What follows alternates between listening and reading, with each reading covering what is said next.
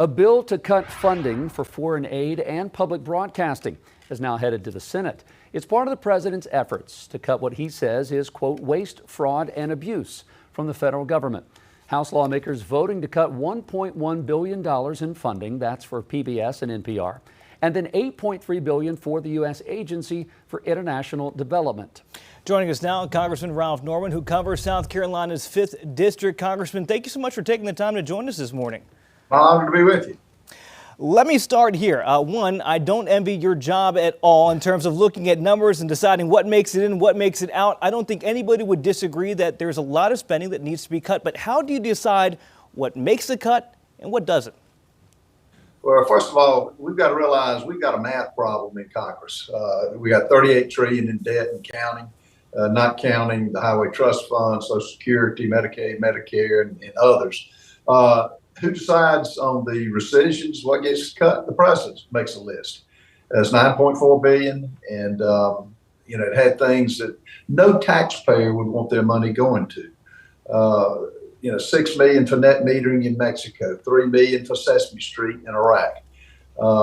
It's ludicrous things like that that the public, and rightfully so, gets upset about. That's what's on the chopping block. We passed it last week, 215 to 214.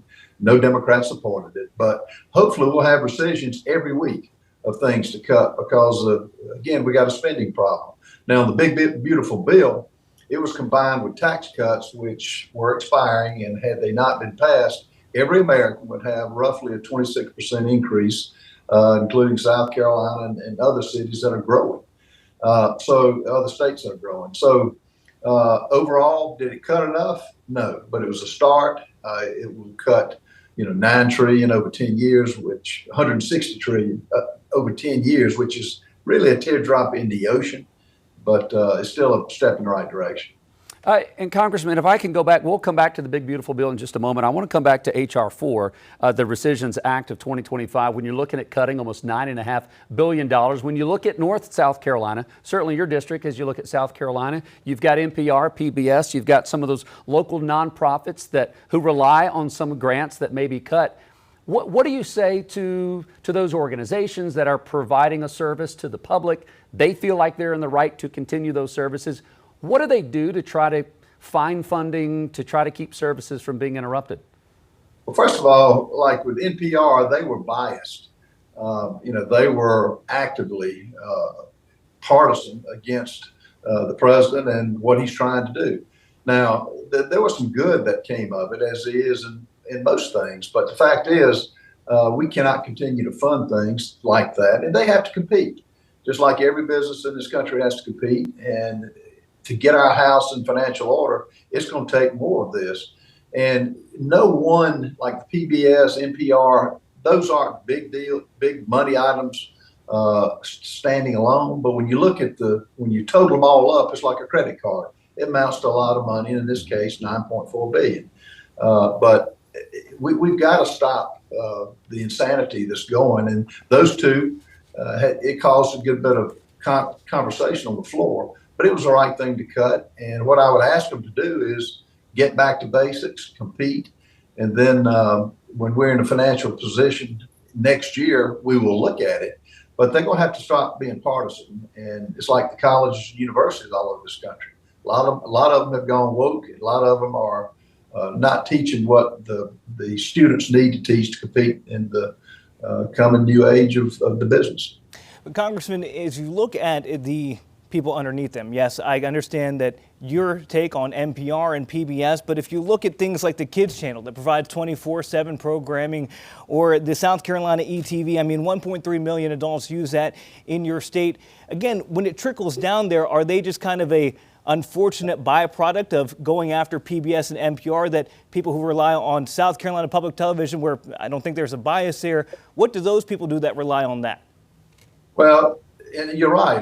There were some good things in it. The kids programs you mentioned was a good part of it, but you can't just single it out. And we had to cut the entire list of things that just did not add up. And it's up to those channels to come back next year, and if they want money, justify it.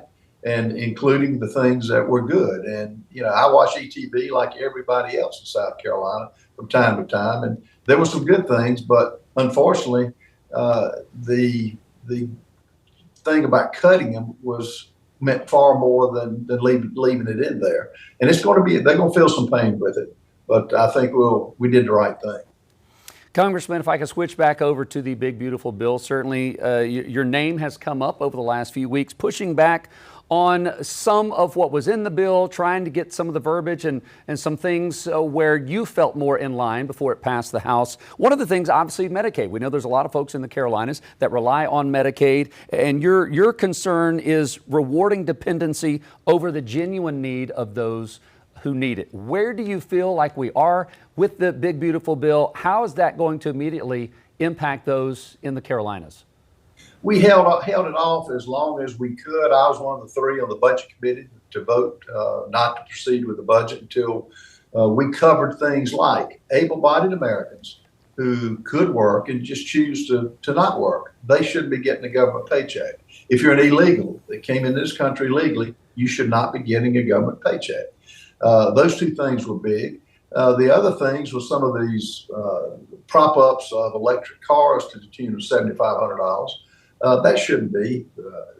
The taxpayers should not bear that expense. Well, that's a competition rule, and a lot of subsidies just did not make sense. They were just giveaways. We held out for that. Was it enough? No. We took it as long as we could, and pushed it as far as we could. And we got a lot of changes made. And I credit our Freedom Caucus members who stuck in there. Were willing to say no until we got some more cuts to help Medicaid. And we didn't cut anything on Medicaid. I don't call cutting those who should go to work a cut, and I don't call illegals a cut. It's just righting a system that's been wrong for a long period of time. And from 2019 to 2023, we had a 56% increase in Medicaid. It's soon to be $1 trillion expense. This country can't afford it. Congressman, we started this by saying that we don't envy your position at all when you have to make these cuts and then defend them to constituencies. Elon Musk, somebody that was a big part of these cuts right there, he criticized the big, beautiful bill, saying that he doesn't agree with the spending part of it. Says, I understand the cuts, he's on board with that, but the spending that comes along with it, he's not in favor of. How do you kind of balance the criticism that, okay, we're cutting, but we're spending at the same time? You've mentioned it's not enough. How do you balance the two? Well, that's a great question. And, in the political arena, which Elon Musk is, I give him all the credit for what he's done. He didn't charge a dime for the country. He didn't fire anybody. He didn't hire anybody. What he did was point out where there were some things that should be cut. Now, on the spending, the addiction, the cancer in this country is spending. He's right on that. And it boils back to people, and it boils back to get 218 votes, and we're just not there yet.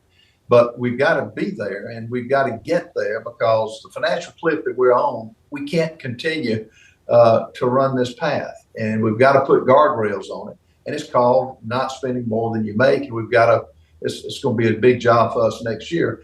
And every dollar in Washington has got an advocate. And it means somebody's going to, like you mentioned on the NPR and PBS programs, everybody's going to have to, I guess, sacrifice in some way to get it so this ship doesn't go down that we call the U.S. economy. Congressman, we're out of time, and I said I wasn't going to ask another question, and now I feel like I need to ask you one more question. And I'm searching for the most human answer I can get and less of a political answer from you. But when we live in such a divisive time, look at all the protests that were just even in Rock Hill, everywhere this past weekend. You can't please everyone, right? You're in Washington. But I feel like younger generations don't trust politicians. They don't trust anyone in Washington. How do you still tell your grandkids, anybody, what we're doing is for the good of the American people? We're still the strongest nation in the world. I try to have some faith. Like, how do you even deliver that message? You deliver it by delivering and doing the right thing. Cutting government, not spending more than you make is the right thing to do. Just like we do in our family businesses and people all over America. And the protests were there, which they have every right to peacefully protest. But 77 million people spoke on Election Day. They spoke on changing course and putting an administration, the Biden administration, the policies they had, we're not working for America. So I don't mind peaceful protests. Their voices are heard.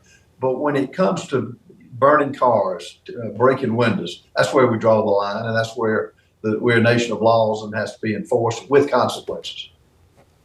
Congressman Ralph Norman, we appreciate you taking the time to join us to talk about what's going on in Washington. I'm going to go ahead and put you on the spot. This is not the last time you'll join us on the morning show, right? Yeah. No, I'd love to come back. And I don't know if you have this on your calendar, sir, but today just happens to be, I don't know who made this up. It is actually National Norman Day. Every June 17th is National Norman Day. So somehow that actually worked out well. Thank you for your time. We appreciate it this morning. My pleasure. Thank you. Queen City News Plus. Just search Queen City News on your smart TV's app store.